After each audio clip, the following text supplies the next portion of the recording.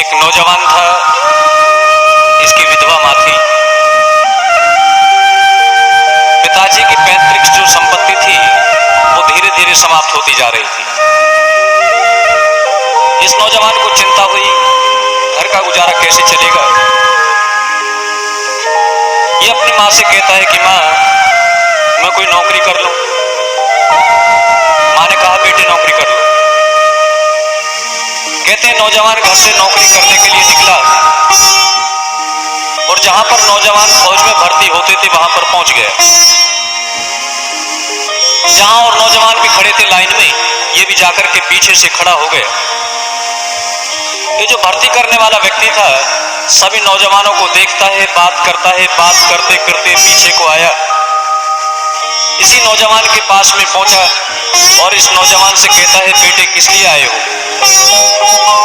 ये नौजवान कहता है, बाबूजी कुछ देश की सेवा हो जाएगी और कुछ उदर पूर्ति का साधन बन जाए।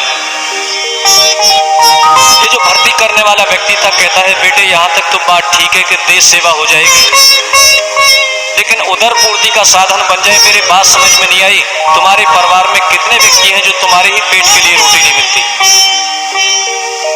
ये नौजवान कहता है, बाबूजी परिवार में ज्यादा व्यक्ति नहीं है, केवल एक मेरी बूढ़ी माँ विधवा है और कोई नहीं है। ये व्यक्ति कहता, अरे तू अपनी विधवा माँ बूढ़ी को छोड़ करके और यहाँ पर आ गया फौज में भर्ती होने के लिए। एक बात बता, अगर मैं तुझे भर्ती कर भी लूं, अगर कहीं तू देश की सेवा करते हुए देश के ऊपर बलिदान हो गया तो नौजवान तेरी इस बूढ़ी माँ की सेवा कौन करेगा। जब इस बात को सुना नौजवान उदास हो गया। ये भर्ती करने वाला व्यक्ति कहता है, नौजवान मैं तुझे भर्ती नहीं करूंगा। ये नौजवान निराश होकर के अपने घर पर वापस आ गया। माँ ने बेटे के चेहरे को देखा और देख करके कहती है, बेटे नौकरी लग गई। ये नौजवान कहता है, हाँ माँ नौकरी लग भी गई और छुट भी गई। इसने कहा क्यों। कहते इस नौजवान ने पूरी हालचाल जितनी भी बातें हुई थी सब बता दी। ये इसकी माँ कहती है, बेटे चिंता मत करो, रोटी खाओ, आराम से लेटो।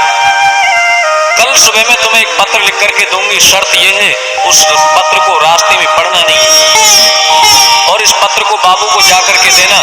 मैं गारंटी के साथ कहती हूँ तुम्हें वो बाबू नौकरी पर जरूर लगा देगा। कहते हैं नौजवान ने रोटी खाई। अगले दिन प्रातःकालीन उस माँ के पत्र को लेकर के नौजवान आज ऑफिस पे नहीं उस बाबू के घर पर पहुंचा। बाहर से शीश दबाया, अंदर घंटी बजी। ये बाबू बाहर निकला, इसको देख करके पहचान गया और कहता है, मैंने तो तुम्हें कल मना कर दिया था, मैं तुम्हें नौकरी पे नहीं लगाऊंगा, लेकिन आज किस लिए आए हो। ये नौजवान बड़े खुशी के साथ कहता है, बाबूजी आज मैं कोई आया थोड़ी हूँ, आज तो मुझे भेजा है। कहा किसने। ये बड़े गर्व के साथ कहता है, आज मेरी माँ ने भेजा है और ऐसे भेजा नहीं बल्कि पत्र भी साथ में लिख करके दिया है। कहते हैं इस बाबू को जब इसने पत्र दिया, इस ऑफिसर ने इस पत्र को पढ़ा, पढ़ करके ड्राइवर का इंतजार नहीं किया और इस नौजवान से कहा कि नौजवान मेरी गाड़ी में बैठो, मुझे अपने घर का रास्ता बताओ। ये नौजवान इस ऑफिसर को अपने घर पर लेकर के गया और जाकर के देखता है कि दरवाजा बंद है। इसने बाहर से आवाज लगाई, मारे खुशी के उछल पड़ा और कहता है, माँ जिस बाबू ने मुझे नौकरी पे लगाने से इनकार कर दिया था, देखो आज तुम्हारे पत्र को पढ़ करके यहाँ पर आए हैं, तुम दरवाजा खोलो। कहते इसने बहुत आवाजें लगाई, दरवाजा नहीं खुला। फिर इसने कुंडी खटखटाई तो भी दरवाजा नहीं खुला। कहते हैं किसी प्रकार से इन दोनों ने यत्न करके दरवाजे को तोड़ करके देखें, इस नौजवान की माँ अंदर पेट में चाकू मार करके मरी पड़ी है। तभी तो किसने कहा कि ऐसे माता पिता जो अपने संतान के लिए सब कुछ सर्वस्व सब कुछ लुटा देते हैं, अपना सब कुछ अर्पण कर देते हैं, ऐसे माता पिता के ऋण से उऋण होना बड़ा मुश्किल है। हमें माता पिता की सेवा करनी चाहिए।